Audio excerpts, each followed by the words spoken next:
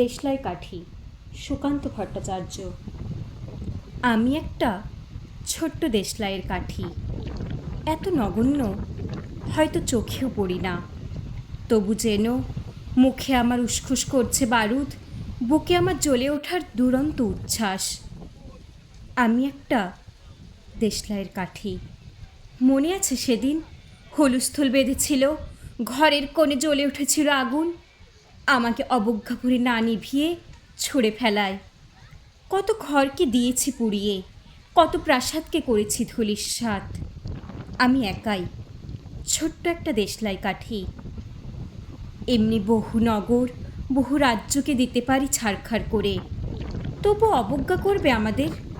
মনে নেই এই সেদিন আমরা সবাই জ্বলে উঠেছিলাম একই বাক্সে, চমকে উঠেছিলে, আমরা শুনেছিলাম তোমাদের বিবর্ণ মুখের আর্তনাদ। আমাদের কি অসীম শক্তি, তা তো অনুভব করেছ বারংবার, তবু কেন বোঝো না?